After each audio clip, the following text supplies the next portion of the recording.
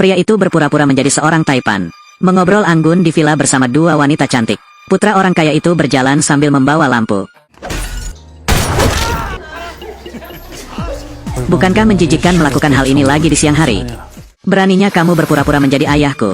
Aku lebih besar darimu. Karena itu, dia ingin menembaknya hingga mati. Tanpa diduga, adikku berlari menghampiri. Dia lebih kejam dari kakaknya.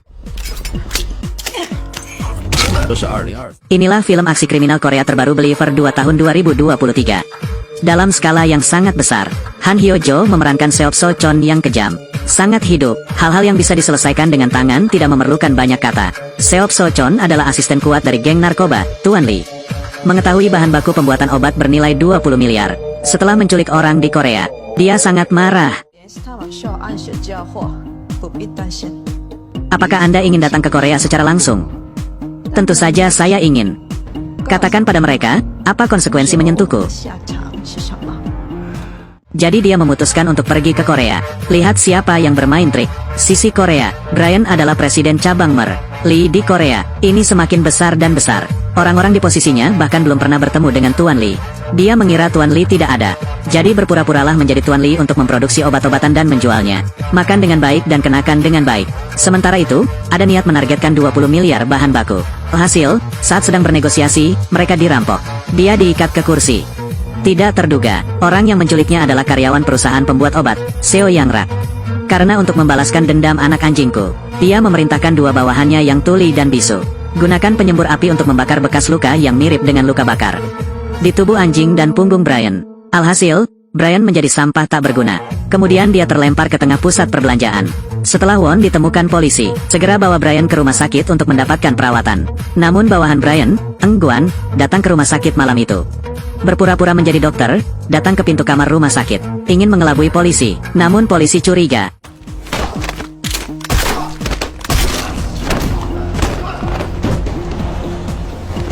Dia membunuh polisi, lalu bawa Brian keluar. Melalui cerita Eng Guan, Seo Yang Rak tidak mengambil bahan-bahannya begitu saja, juga mencuri sebagian uangnya. Brian bersumpah akan membiarkan Seo Yang Rak hidup lebih baik daripada mati.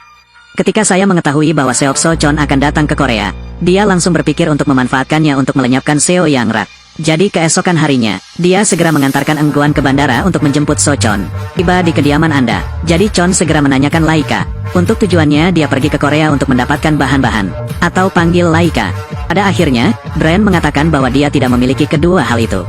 Brian menunjuk ke arah Seo Yang Rak, mengatakan bahwa uang dan materi ada di tangannya. Bunuh saja Seo Yang Rak. Ia rela mengeluarkan dana 20 miliar untuk bahan baku di Thailand. Cho So Chon, untuk memberi kompensasi kepada Tuan Lee. Setelah mendengar ini, So Chon langsung menyetujui kesepakatan itu. Seo Yang Rak mengambil bahannya dan buru-buru membuat Laika di malam hari. Hari itu, tepat ketika mereka sedang istirahat makan siang, pabrik rahasia, tiba-tiba dua mobil masuk. Melihat sikap ini, mungkin ini bukan tindakan yang baik. Semua siap bergerak maju untuk diperiksa.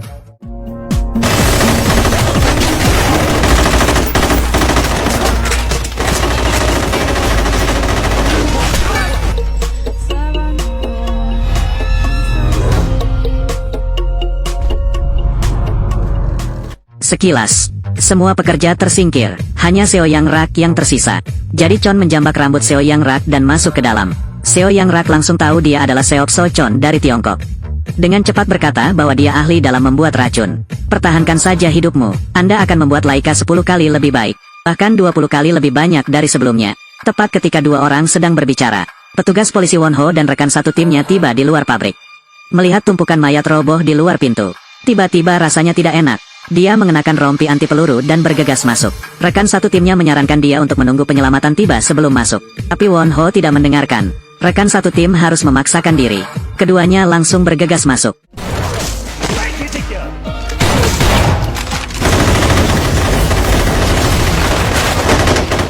Jadi Chon melihat polisi datang, bawa Seo Yang Rak dan lari.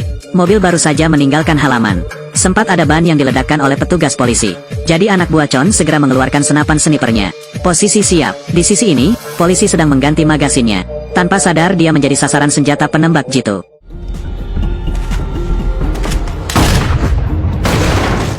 Tindakan sewenang-wenang Won Ho secara tidak langsung menyebabkan kematian rekan satu timnya. Sebelum kelakuannya yang sembrono, kepala departemen memberhentikannya dari pekerjaan. Sebelum kematian tragis petugas polisi muda itu, Won Ho merasa sangat bersalah, bersumpah untuk menangkap Tuan Lee. Di sisi ini, So Chon membawa Seo Yang Rak dan Brian ke dalam kereta. Persiapan berangkat ke Thailand. Jadi Chon diam-diam memberi perintah pada bawahannya. Tunggu sampai Anda mendapatkan bahan-bahannya di Thailand lalu hilangkan Brian. Tapi bagaimanapun, Brian telah berkeliaran selama bertahun-tahun. Sudah melihat semuanya, padahal musuh Seo Yang Rak ada tepat di depannya. Aku juga ingin memakanmu hidup-hidup. Bajingan. Kamu membuatku seperti ini. Bahkan jika kamu mencungkil matamu atau memenggal kepalamu, itu tidak cukup. Kuharap aku bisa memotongmu menjadi ribuan bagian. Namun musuh terbesar saat ini adalah Seop So Chon. Jika Anda tidak bekerja sama, kalau ke Thailand pasti mati. Karena Tuan Lee tidak ada. Dan Seop So Chon adalah orang kejam yang bertindak kejam. Brian menduga dia akan menunggu sampai dia pergi ke Thailand untuk mendapatkan bahan-bahannya. Tidak lagi layak untuk dimanfaatkan. Pasti akan tersingkir oleh So Chon. Untuk tetap hidup, keduanya memutuskan untuk bekerja sama. Baru saja tiba di Thailand, Seo Yang Rak berkerudung, masuk ke mobil bersama So Chon, dan Brian dibawa ke mobil lain. Di persimpangan, kedua sisi berpisah.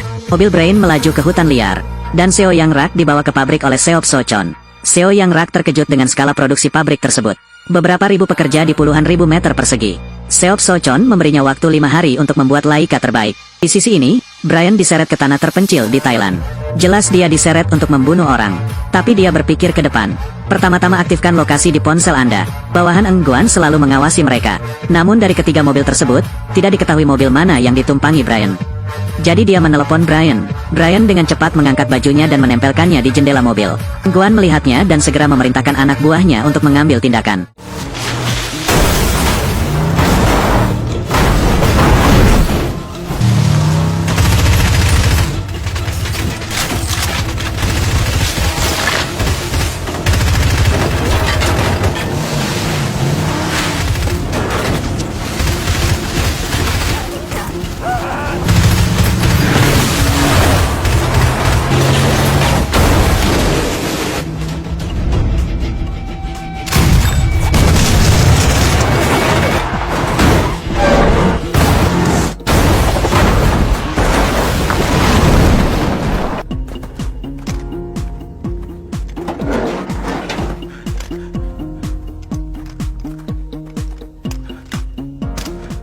Anak buah Seop So Chon langsung dikalahkan setelah beberapa menit terjadi baku tembak. Pada saat yang sama Brian diselamatkan. Namun ambisi Brian untuk membalas dendam tidak sesederhana itu. Tujuannya adalah mengambil alih pabrik Tuan Lee. Menjadi Tuan Lee yang sebenarnya, dia segera menelepon Seo Yang Rak, ingin mengetahui lokasi pabriknya. Tapi Seo Yang Rak ingin dia menyelamatkan petugas polisi Won Ho terlebih dahulu. Lalu kirimkan dia lokasinya. Ternyata beberapa hari lalu, Won Ho pergi menyelidiki. Akhirnya ditemukan Tuan Lee. Dia adalah seorang profesor di sebuah universitas di Thailand. Jadi, dia juga pergi ke Thailand. Pergi ke sekolah untuk mencari tahu keberadaannya. Guru melihat Won Ho ingin mencari Tuan Lee. Jadi diam-diam nyalakan kamera. Setelah berbicara beberapa patah kata, saya menerima telepon dari Seop So Chon. Itu menarik.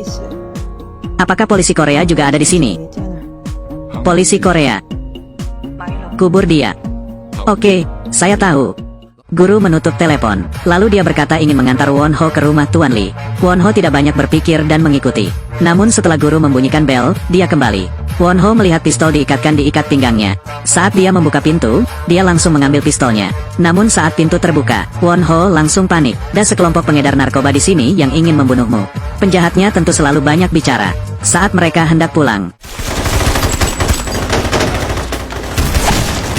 bawahan Brian, Eng Guan, memimpin sekelompok orang untuk membunuhnya. Guru hendak memanggil Seop So Chon.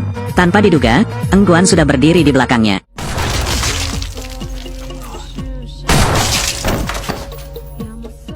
Setelah berhasil menyelamatkan Won Ho, Seo Yang Rak mengirimkan lokasinya ke Brian. Oleh karena itu, Eng Guan membawa serta puluhan orang kuat, bawa senjata berat ke pabrik. Tak lama kemudian kami sampai di depan gerbang pabrik. Kamu datang untuk apa? Mengantarkan. Kedua penjaga itu mengira bahan-bahannya sudah tiba. Sekarang, kedua tangan kuat Seo Yang Rak tuli dan bisu. Segera bunuh penjaga itu. Konfrontasi langsung. Kedua geng tersebut membentuk aliansi dan memasuki pabrik.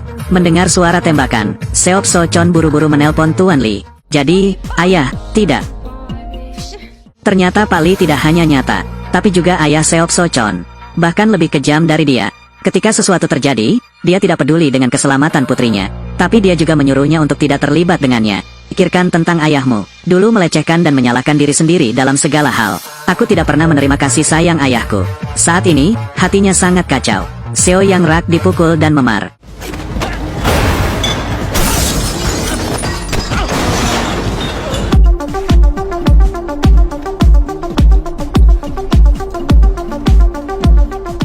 Hanya karena aku kekurangan kasih sayang ayahku sejak kecil, membuat psikologinya terpelintir, bertindak kejam. Dia menusukkan pisau, membelah perut Seo Yang Rak. Satu lagi tusukan ke dadanya. Kali ini, Eng Guan membawa seseorang masuk. Saat Seop So-chon hendak memotong dagu Seo Yang Rak, dia mengambil sepotong kaca di sebelah leher Seop So-chon. Dia belum mengambil tindakan. Won Ho memimpin seseorang dan menembak kepalanya. Legenda Dai Dao. Dalam legenda telah jatuh. Brian mengambil alih pabrik. Lalu tangkap Seo Yang Rak, dan dua bawahannya yang tuli dan bisu. Saya mengatakan kepadanya bahwa di masa depan, kedua orang itu siap membantu saya untuk menciptakan Laika untuknya. Seo Yang Rak tidak setuju. Hasil detik berikutnya, gadis tuli dan bisu itu dibutakan oleh anak buah Brian. Brian memaksa Seo Yang Rak untuk menemukan Tuan Lee dan membunuhnya. Kalau tidak, bawahanmu akan dibunuh. Setelah selesai berbicara, dia membakar kaki anak laki-laki tuli dan bisu itu. Saat ini, Seo Yang Rak menyesal tanpa henti. Kenapa aku tidak membunuh Brian dulu? Diancam oleh Brian. Seo Yang Rak menyetujui permintaan Brian. Segera, melalui telepon Seop So-chon, Seo Yang Rak mengetahui bahwa Tuan Lee berada di balik segalanya. Tidak hanya itu, dia juga membunuh istri dan putrinya saat ini. Anda melakukan itu, lebih dari sekedar memenuhi permintaan Brian, yang sebenarnya sedang membalas dendam pada dirinya sendiri. Ternyata saat saya masih kecil, orang tuanya adalah guru di Thailand. Di waktu senggang, saya menanam bunga popi untuk Tuan Lee. Setelah itu, keluarganya melarikan diri ke Korea. Tuan Lee ingin membunuh orang. Beri mereka 2 toples air yang mengandung racun. Tak disangka, setelah meminum air tersebut, orang tua saya meninggal. Hanya dia sendiri yang beruntung bisa bertahan hidup. Berapa tahun telah berlalu, dia tidak pernah lupa membalas dendam padanya. Untuk balas dendam, dia memasuki pabrik racun di Korea. Sisa 20 miliar bahan mentah hanyalah permulaan. Tujuan utamanya adalah untuk bertemu dengan Tuan Lee. Saya tidak menyangka dia akan menyembunyikan identitasnya begitu lama. Dengarkan di sini, Tuan Lee merasa Seo Yang Rak di hadapannya tidak sederhana. Saya ingin mengadopsi Anda, menjadi anggota keluarga Anda sendiri, kata Seo Yang Rak. Dia bahkan tidak mencintai putrinya sendiri. Saya tidak pernah mengerti apa sebutan keluarga. Harus menolaknya.